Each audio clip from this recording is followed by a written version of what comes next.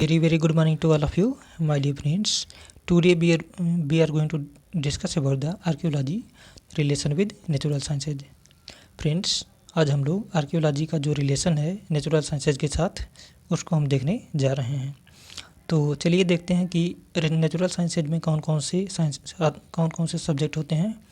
Then first subject is geology, second physics, third chemistry, fourth botany and the fifth is zoology. यानी कि friends ये जो 5 types of sciences natural sciences हैं, हम इसी के साथ 1 बाय 1 जो आर्कियोलॉजी का रिलेशन है उसको डिस्कस करेंगे। इसके पहले वीडियो में हम लोगों ने क्या देखा था कि व्हाट इज़ द आर्कियोलॉजी, यानी what is the archaeology, what are the definition given by different type of historians and what is the methodology which were used in archaeology. तो हमने वहाँ पर 2 प्रकार के मेथोडोलॉजी के बारे में बात किया था। तो वह 2 प्रकार क्या थे। पहला था field of archaeology and second था एनालिटिकल आर्कियोलॉजी। और आज हम लोग बात करने जा रहे हैं archaeology relation with natural sciences. तो चलिए शुरू करते हैं। फर्स्ट रिलेशन है वह जियोलॉजी के साथ है। Geology is the study of development of the earth especially as prepared on its crust formation.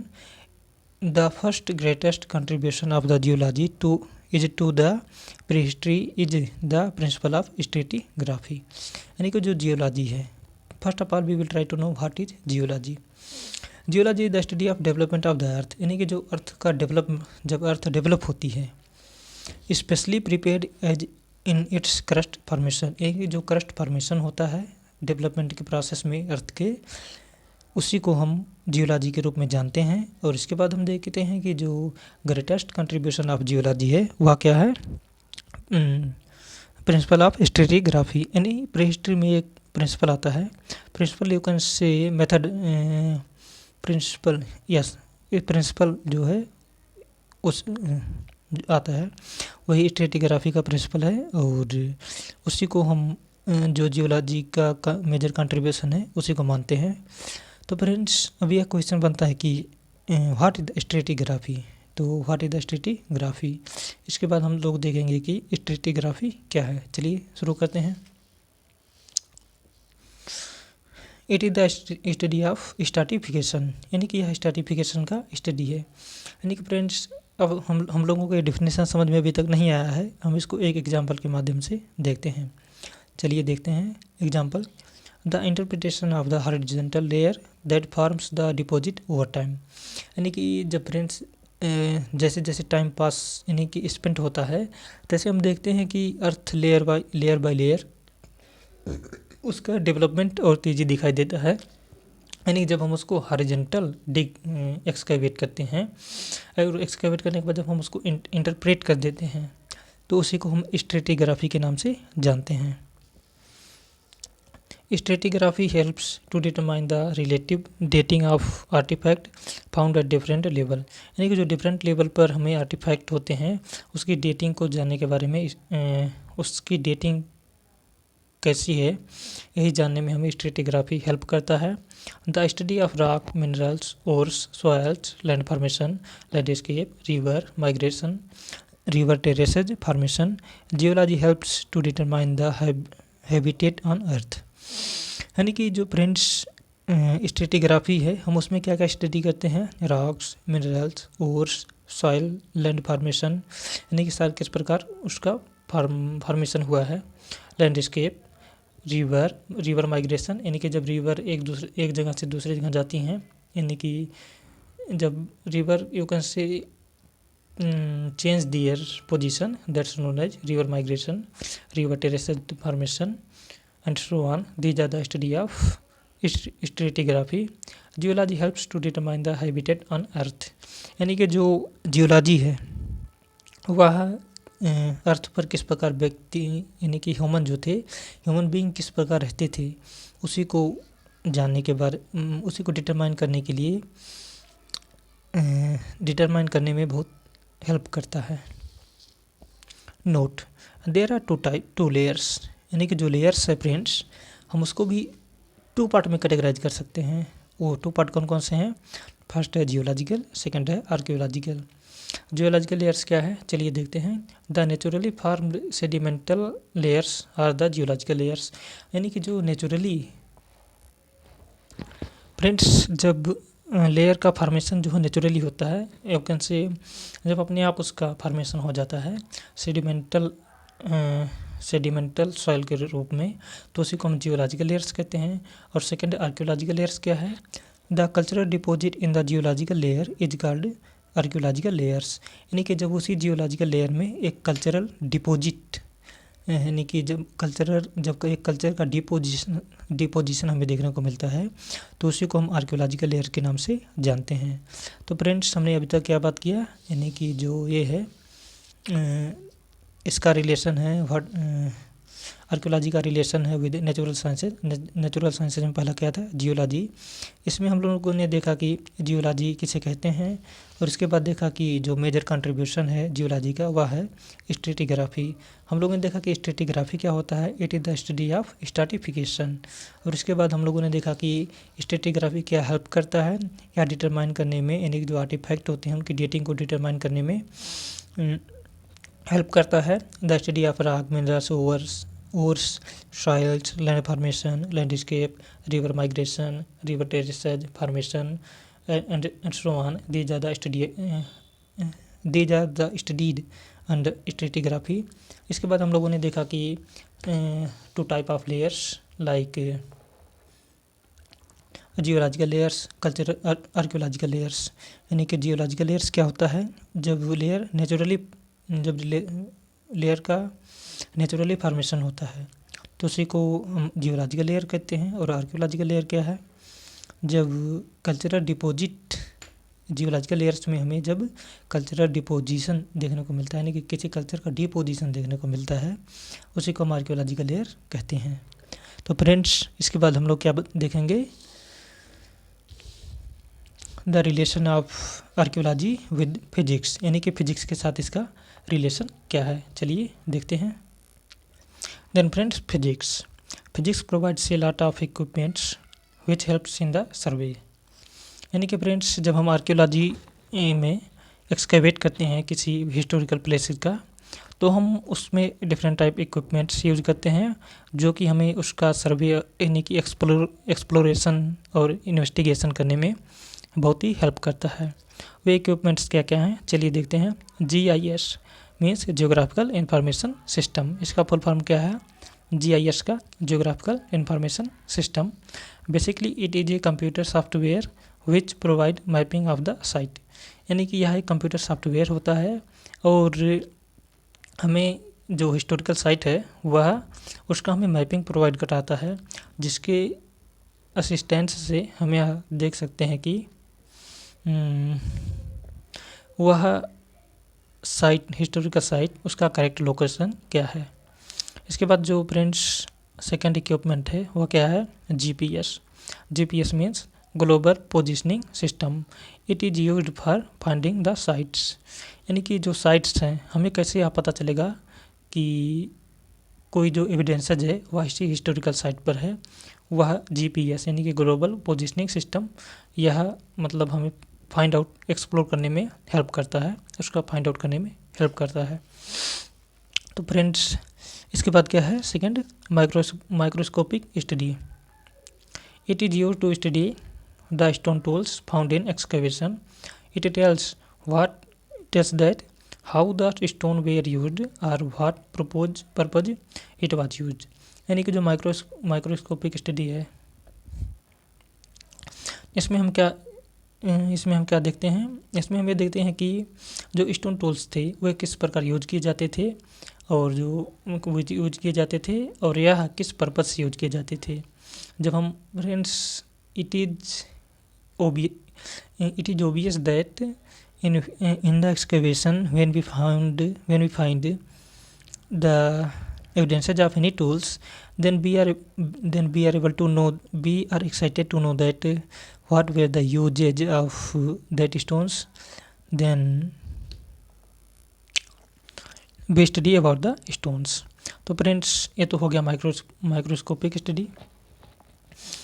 इसमें हम लोगों ने देखा कि स्टोन टूल्स जो था उसका उसका स्टडी करने के लिए हमें किस किस चीज़ की आवश्यकता पड़ती है और उस समय लोग कैसे स्टोन टूल्स यूज़ करते थे और उनका पर्पज क्या होता था। इसके बाद फ्रेंड्स क्या है, ड्रोन्स। ये जो ड्रोन्स है इससे तो लगभग सभी लोग फैमिलियर होंगे। It is used for area survey, site photography and videography. यानी कि जो हिस्टोरिकल साइट्स होते थे उसका सर्वे करने के लिए और उसकी जो फोटोग्राफी है उसको और वीडियोग्राफी उसको रिकॉर्ड करने के लिए ड्रोन कैमरा का यूज किया जाता था। तो फ्रेंड्स अब तक हम लोगों ने क्या देखा, इसका जो है फिजिक्स के साथ क्या रिलेशन है और इसमें हम लोगों ने देखा कि different type equipments, GIS, GPS, microscopic study, और इसके बाद क्या है, drones. These are the some type of equipments that were used in archaeology under physics. इसके बाद फ्रेंड्स हम लोग देखेंगे कि chemistry, what is the relation of archaeology with the chemistry. Let us begin it. In archaeology, chemistry is used for preservation and conservation of artifacts, monuments and so on. Friends जो archaeology है इसमें chemistry का जो सबसे बड़ा contribution होता है वह जो जब हम किसी साइट को एक्सकेवेट करते हैं वहाँ से जो मॉन्यूमेंट्स होते हैं और जो आर्टिफैक्ट्स होते हैं वो हमें डिफरेंट टाइप ऑफ आर्टिफैक्ट्स होते हैं उसको हम डिफरेंट टाइप ऑफ जो केमिकल्स होते हैं उसकी सहायता से यानी कि उस पर लगाकर उस पर यूं से पॉलिश करके हम उसको प्रिजर्व करते हैं और इसके बाद ताकि वह सुरक्षित पड़ा रहे और वह बहुत मतलब जल्दी ख़राब ना हो जाए, इसीलिए हम डिफरेंट टाइप ऑफ केमिकल्स का यूज आर्टिफैक्ट्स और मोनूमेंट्स में करते हैं। After the excavation the artifacts found are coated with PVA, polyvinyl acetate, polyvinyl acetate for protection from acidic और बेसिक नेचर। यानी जो फ्रेंड्स आर्टिफैक्ट्स हैं जब हम एक्सकेवेट किसी साइट को करते हैं और उसमें जो आर्टिफैक्ट हमें प्राप्त होते हैं तो उस पर हम पॉलीविनाइल एसीटेट नामक एक यू कैन से केमिकल्स होता है उस पर लगा देते हैं और वह हमें एसिडिक और बेसिक नेचर जो उसका है उससे हमें प्रिजर्व करता है, उसके प्रोटेक्ट करता है। फ्रेंड्स इसके बाद हम लोग क्या देखते हैं, प्रोविंशियल स्टडी ऑफ पोएट्री। यानी जब हम किसी पोएट्री का स्टडी करते हैं वह किस प्रकार यानी कि उस समय लोग पोएट्री को यूज कैसे करते थे हम इसको देखते हैं। It is used for finding the components used in making and to know that what was cooked for the last time in the pot. यानी फ्रेंड्स जो बर्तन होते थे उस समय पोएट्री हम उस पर यानी कि जब हमें वह किसी हिस्टोरिकल साइट को एक्सकेवेट करते समय प्राप्त होता है तब हम यह जानने का प्रयास करते हैं कि उसमें लास्ट टाइम कौन सा मतलब क्या कुक किया गया था और यह करने के लिए हम उस पर डिफरेंट टाइप ऑफ केमिकल्स को लगाते हैं जिससे उसका जो कलर है वह चेंज हो जाता है और हमें इससे जो है मतलब बहुत अच्छी जानकारी मिलती है। तो यह तो हुई केमिस्ट्री की बात। यानी कि केमिस्ट्री के बारे में भी हम लोगों ने देखा कि आर्टिफैक्ट्स को प्रिजर्व और कंजर्व करने में और उस पर पॉलीविनाइल एसीटेट नामक एक केमिकल का यूज किया जाता है और जो पोएट्री होती हैं उस पर हम कोई ना कोई जो है केमिकल्स लगाते हैं तो जिससे पता चलता है कि लास्ट टाइम उस पोएट्री में क्या कुक किया गया था। फ्रेंड्स इसके बाद हम लोग क्या देखते हैं, what is the relation of archaeology with botany. Narrating about the relation of archaeology with botany, we find that it gives information about the flora fauna। यानी कि जो बॉटनी है उसमें हम डिफरेंट टाइप के यू कैन से different type of trees यानी कि प्लांट्स का स्टडी करते हैं और जो उस समय क्या क्या कौन कौन से पेड़ पौधे होते थे इसमें हम लोग यह देखने का प्रयास करते हैं। It is important because it tells about the climatic condition and types of plants they grow। यानी कि बॉटनी सब्जेक्ट का जो रिलेशन आर्कियोलॉजी के साथ है वह इसलिए इम्पॉर्टेंट है कि वह क्लाइमेटिक कंडीशन के बारे में इंफॉर्मेशन देता है और डिफरेंट टाइप ऑफ प्लांट्स उस समय जो ग्रो किए जाते थे उसका स्टडी कराता है। In Mesolithic period, it was found that people were used bhang at that time। यानी कि जो मेसोलिथिक का पीरियड है, यानी कि लिथिक एज को हम 3 पार्ट में डिवाइड करके देख सकते हैं, पैलियोलिथिक, मेसोलिथिक एंड नियोलिथिक। उसमें जो मेसोलिथिक एज आता है उसमें हम लोग ये देखते हैं कि जो एंशियंट प्रिमिटिव पीपल होते थे वह भांग सभी लोग जानते होंगे उसी का यूज करते थे। तो फ्रेंड्स आज अभी तक हम लोगों ने क्या क्या बात किया, बॉटनी, यानी कि बॉटनी से क्या उसका रिलेशन था, केमिस्ट्री के साथ क्या रिलेशन था, फिजिक्स के साथ आर्कियोलॉजी का क्या रिलेशन था, और जियोलॉजी के साथ आर्कियोलॉजी का क्या रिलेशन था। इसके बाद चलिए हम देखते हैं जियोलॉजी के साथ आर्कियोलॉजी का क्या रिलेशन है। देन फ्रेंड्स, अब हम लोग ये देखने जा रहे हैं कि what is the relation of archaeology with geology. It is mainly deals with the fossils, bones and remains of animals. जो यानी कि जो एनिमल्स के रिमेन्स होते थे, उसके बोन्स होते थे, उसके फॉसिल्स होते थे, उसके क्या क्या रिलेशन, मतलब उससे हमें क्या क्या इंफॉर्मेशन कलेक्ट कर सकते हैं, इसी के बारे में हम जियोलॉजी के अंदर स्टडी करते हैं। It is important because we want to know how animals were use as weapons and as a cattle at that time. यानी कि जो समय कैटल्स होते थे, यानी the group of animals, weapons, यानी कि जो वेपन्स होते थे उनका शिकार करने के लिए कैटल्स का वे किस प्रकार यूज किए जाते थे, इसी के बारे में हम मेनली जूलॉजी का स्टडी करते हैं। Dental microscopic study is use to determine the animal species. यानी जो एनिमल स्पीसीज होते थे, जो स्पीसीज डिफरेंट टाइप एनिमल्स के होते थे, उनके हम डेंटल माइक्रोस्कोपिक स्टडी यानी कि जब उसके दांतों का स्टडी करते हैं तो हमें जाकर एक मोस्ट वैल्यूएबल इंफॉर्मेशन प्राप्त होती है। तो फ्रेंड्स, ये तो हो गई जूलॉजी की बात। आज के वीडियो में हम लोगों ने क्या क्या बात किया, हमने बात किया relation of archaeology with the natural sciences. Natural sciences में क्या क्या देगा, फर्स्ट रिलेशन क्या था, जियोलॉजी के साथ, सेकेंड क्या था, फिजिक्स के साथ, थर्ड क्या था, केमिस्ट्री के साथ, फोर्थ केमिस्ट्री के साथ, इसके बाद क्या था, जूलॉजी के साथ। और फ्रेंड्स, एक रिलेशन और था एक सब्जेक्ट का, वो मुझे भूल रहा है। तो जियोलॉजी, फिजिक्स, केमिस्ट्री, बॉटनी, हाँ देखिए बॉटनी का रिलेशन था। तो फ्रेंड्स, हम लोगों ने अभी तक यही बात किया। अब हम यहीं पर अपने बातों को फिनिश करते हैं। जो हमारा नेक्स्ट वीडियो होगा वह होगा पैलियोलिथिक कल्चर पर।